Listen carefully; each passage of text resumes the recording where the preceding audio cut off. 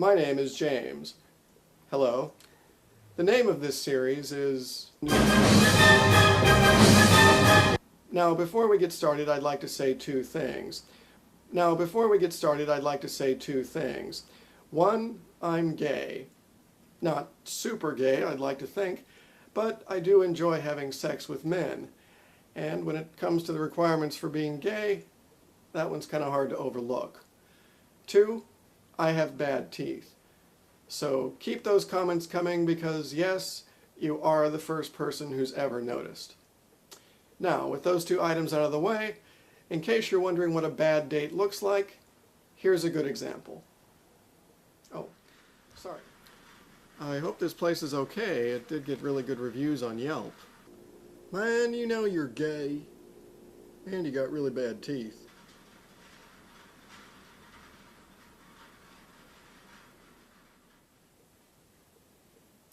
That's not what I was going to show you. I don't know how that even got in there. I edited this whole thing myself. Anyway, the reason I called this series is because I've been on more than anyone should ever have to go through. One time I even dated a Sasquatch. Watch.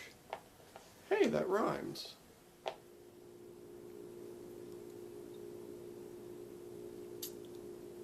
So you are a Sasquatch.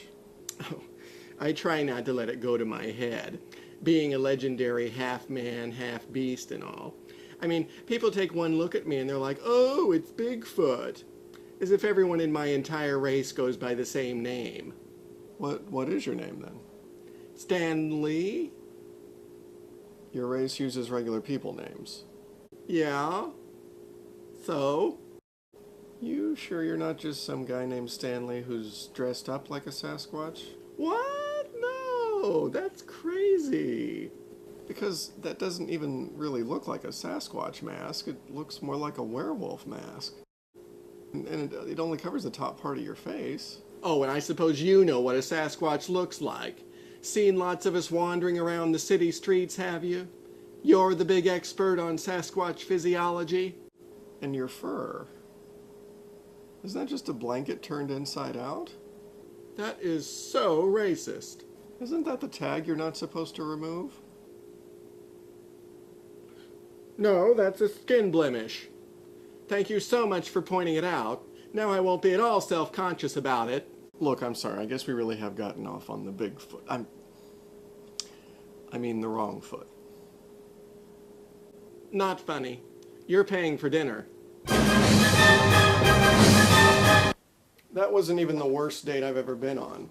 In fact, I don't know how I'd choose the worst date I've been on. There are too many candidates. I dated a pirate. Yar! Are you a real pirate, or are you just some guy dressed up to look like a pirate? Yar. I dated a doctor. Yar. Wrong costume. I dated a mad scientist. Are you a real mad scientist, or... Oh, I'm the real deal. Mad as a hatter. And sciencey, too. What sort of mad science are you involved in? The reanimation of dead tissue, naturally.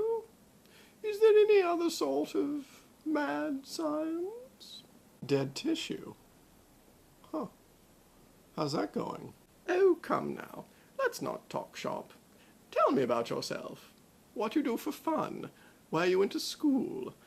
What your favorite pet's name was. What your blood type. Have you ever undergone any major surgeries? What's your cholesterol count? Are you an organ donor? That sort of thing. You really should try the soup.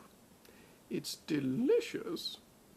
Then, a few weeks later, I dated the mad scientist's reanimated corpse monster. You really do look a lot like me. No, you look a lot like me. I was here first. You're obviously based on me. No, I was here first. You are based on me. You're a fabrication, a reanimated corpse monster. Look. Oh! You could have picked a better way to prove it than by plucking off me blooming eyebrows. Sorry. You're paying for dinner! I dated a superhero. What is so ironic is that in my secret identity, I'm not gay. I have a wife and 3 kids. I dated a time traveler from the distant future. Should I tell you what's going to happen to the Earth? Oh, I can't tell you. It goes against all the rules of the Time Council. Still, you probably want to know. But I can't tell you. But I should tell you. But I can't tell you. Should I? Shouldn't I? I can't decide. What do you think? I think you should tell me what's going to happen to the Earth. No, I meant the chicken or the fish. I dated a sentient piece of fruit. I'm telling you, the problem of suffering neither proves nor disproves the existence of God. But why would a just and loving God allow humankind to endure the Holocaust, famine, torture, war? I do not deny that life is difficult, but the difficulty of life has no bearing on whether there is or is not a higher power. I could not disagree more. Very well. Wallow in ignorance. I guess there's not going to be a second date, huh? I won't even dignify that with an answer. I dated a can of Coca-Cola.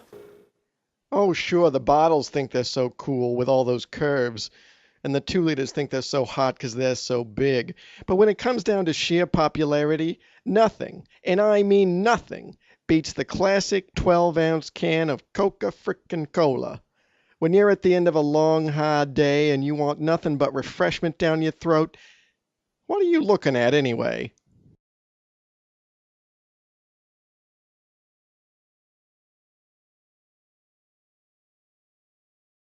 Oh, come on, man.